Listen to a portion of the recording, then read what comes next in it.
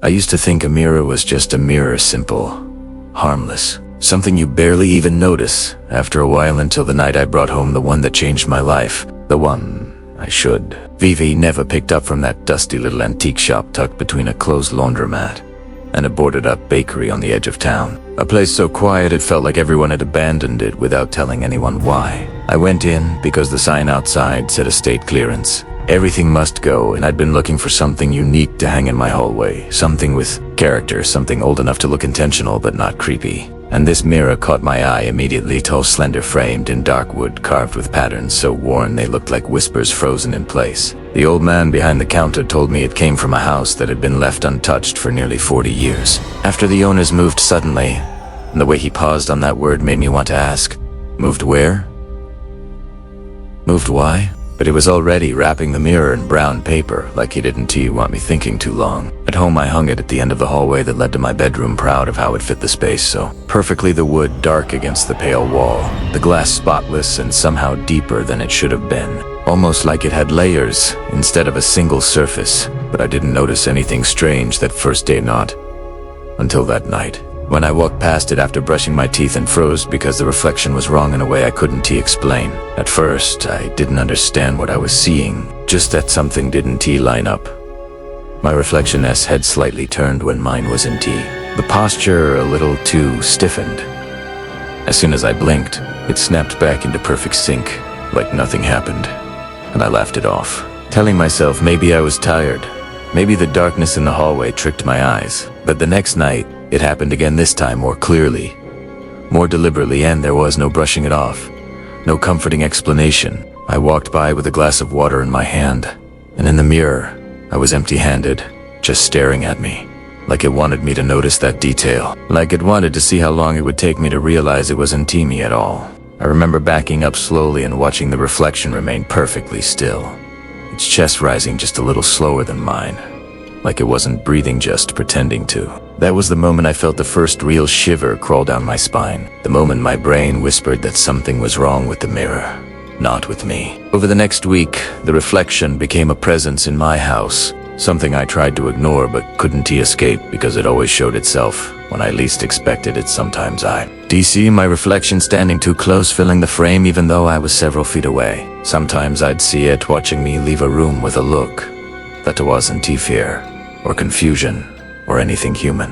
It was uncare, quiet and patient, like it had been waiting a very long time.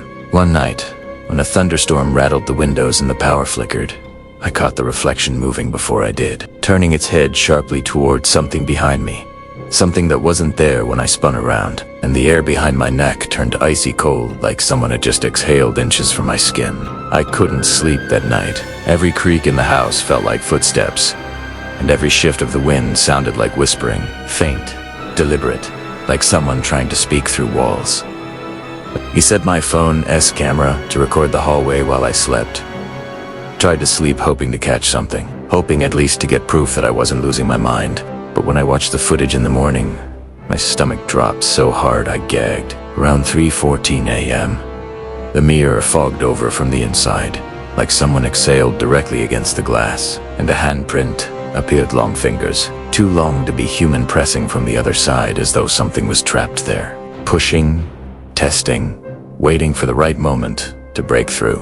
For a full 7 seconds, the hand stayed there, sliding slowly downward, like someone was dragging their palm across the surface, and just before it vanished, a faint outline of a face appeared, not clearly enough to identify, but enough to know it wasn't mine. After that, I stopped walking near the hallway at night, stopped turning off the lights, stopped letting the house get quiet enough for me to hear whatever was trying to slip through. I slept on the couch with the TV on low, pretending it was normal, pretending this was temporary. But the mirror didn't care about distance or light or knows it. Kept showing me what it wanted me to see. Sometimes in the corner of my eye while I opened the fridge, sometimes in the background reflection of my TV screen, sometimes in my phone's front camera, when I least expected it. By the end of the second week, I started hearing things, not voices. Exactly, but sounds that had no right to exist inside a house. Soft tapping on glass. I knew I wasn't touching anything. Faint scratching like nails sliding across wood. and low murmurs that reminded me of someone trying to speak underwater. I told myself the house was settling, the pipes were old, the wind was weird, but none of those excuses explained why the noises only happened when I passed the hallway or why they stopped instantly when I faced the mirror directly. It was like the thing inside it didn't want to be seen moving, only watched. And then came the night everything changed. The night I realized the mirror didn't show someone else. Randomly, it showed someone else intentionally. I had been avoiding eye contact with my reflection for days, staring at the floor whenever I got near the hallway. But that night I slipped. I glanced up just long enough to notice that the reflection wasn't alone. Behind me in the mirror stood a woman then. Pale, long dark hair covering most of her face, wearing what looked like a hospital gown stained around the collar. Her bare feet turned inward like she hadn't stood properly in years. I spun around so fast I almost fell, expecting someone to be there. But the hallway was empty, just silent. Heavy air and the low hum of the overhead light. When I looked back at the mirror, the woman stepped closer to my reflection until her face rested right beside its shoulder. And slowly, she turned her head toward me, pushing her hair aside to reveal eyes that did blink and a mouth that hung slightly open like she was mid-breath, as if she had something to say but couldn't form the words anymore. That night I didn't sleep not on the couch. Not anymore. I grabbed my keys and left the house, driving aimlessly until sunrise, trying to convince myself I wasn't cursed, that maybe I could just leave the mirror behind and everything would go back to normal. But when I returned home and walked inside, the house felt wrong in a way I can't fully describe.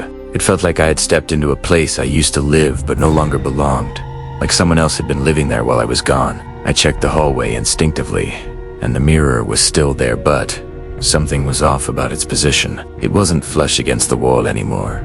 It was angled slightly outward, like someone had pushed it from behind. That was when I noticed the thick drag marks on the floor, thin grooves carved into the wood, the kind that didn't exist before. I left leading from the hallway into my bedroom like something had dragged the heavy mirror across the floor in the middle of the night. It shouldn't have been possible. The mirror was bolted into the wall studs, but it was no longer attached, just leaning upright, waiting. I should have run!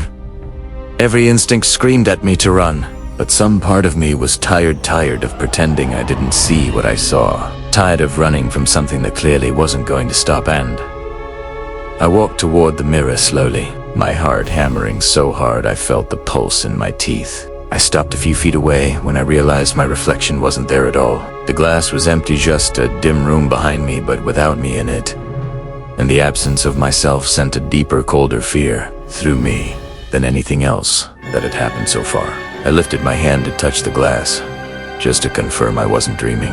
And right when my fingertips were about an inch away, a hand pressed against the other side of the mirror, slamming so hard it rattled the frame pale. Thin fingers splayed wide, pressing outward as if they were pushing against a window underwater. I stumbled back, hitting the wall behind me, and the hand on the glass slowly slid down until it vanished into darkness again. The house went silent. Silent, it felt like air had stopped moving. And then my reflection stepped into view, walking into the frame from the left side as though it had been waiting just out of sight. Except it was. T walk in like me, it moved too smoothly, too controlled, like each step was being puppeted. Its face was blank. No emotion, no recognition. Just empty eyes staring at me with a calm intensity that made the hair on my arms rise. I whispered, "What do you want?" Even though I knew there wouldn't TV on and swear, but the reflection tilted its head slightly, mirroring confusion or maybe amusement, and then slowly raised its hand and pointed at me. Not at the mirror, at me. My chest tightened as if something were squeezing my lungs, and every instinct told me not to go closer, not to let whatever was happening continue. But I couldn't move. My feet felt glued to the floor. The reflection took another step forward until its face filled the frame entirely, eyes dark, almost hollow, and then its mouth opened, not wide, not dramatically, but enough to form a whisper I couldn't hear but felt deep in my bones. Switch. The glass cracked slightly at the word, or maybe at the feeling of the thin fractures branching across the surface like ice spreading across a frozen lake. Primera vez, get away. But the cracks grew wider, pieces of the mirror bending inward like something behind them was pulling, not pushing. And the air in the room grew colder, so cold my breath turned visible. I turned to run, but the bedroom door slammed shut on its own, the force shaking drywall dust from the ceiling. I grabbed the handle and pulled, but it wouldn't budge, and the mirror behind me began to groan actual groaning, like old wood bending under unbearable weight. When I looked over my shoulder, my reflection was gone again, replaced by a swirling darkness, a depth that shouldn't exist in flat glass. And from within that darkness, a figure stepped forward, the same woman as before, hair trailing like smoke, eyes sunken, arms thin as wire. She reached toward the inside of the glass, and the cracks spread further, glowing faintly like heat lines, even though the room felt frozen. I pressed myself against the door, praying it would open, begging the universe to give me one chance to escape. And then suddenly everything went still. Silent. The air stopped. The mirrors stopped, groaning. Even the faint hum of electricity vanished. The pause was worse than the noise. It felt like the house was holding its breath. And then, in one smooth, impossible motion, the woman and my reflection appeared side by side in the mirror, both staring directly at me, both whispering the same silent word. Switch. The glass didn't break outward like I expected. It pulled inward, folding like fabric, creating a narrowing tunnel of darkness that sucked the light from the room, and I felt something wrap around my wrist cold. Thin fingers pulling with a force that didn't match their appearance. I screamed and yanked my arm back with every ounce of strength I had, and for a second, just a second, I broke free, falling to the floor so hard. The impact knocked the breath out of me. I crawled toward the window, ready to smash it, jump out, do anything to escape. But the air behind me shifted. A pressure changed, like something massive was moving in when I turned. The mirror wasn't just open anymore. It was stretching outward, the frame bending as a dark shape pressed through, pushing reality aside like a curtain. The last thing I remember clearly is its hand, my own hand grabbing my ankle, and the shock of cold that shot up my leg. Cold so deep it felt like it froze my bones from the inside. I kicked and clawed at the floor, screaming until my throat tore. But the mirror pulled me in with a force I couldn't fight. The world around me collapsing into darkness as something warm, alive, stepped out from the other side. I woke up in a place that felt like my house, but wrong, too quiet, too dim, shadows too long, and every mirror I pass shows me a different version of myself, each one staring back like it's waiting. I don't know how long I've been trapped here. Time doesn't move right. I don't sleep. I don't eat. I just wandered the hallways, listening to faint tapping from the other side of the glass, where the real world still exists. And sometimes, when I press my ear against one of the mirrors, I hear someone screaming for help in a voice that sounds exactly like mine but distant, muffled, like it's buried underwater. And somewhere out there, something wearing my face is living in my home, walking my streets, going through my life, smiling with my mouth, laughing with my voice, and every time it passes a mirror, I wonder if it glances at its reflection the same way. I did just long enough to see the truth before looking away and pretending everything is normal. Because once you look long enough, you realize a mirror doesn't always show you you. Sometimes it shows the thing that wants to take your place. And if you keep looking, eventually, it does.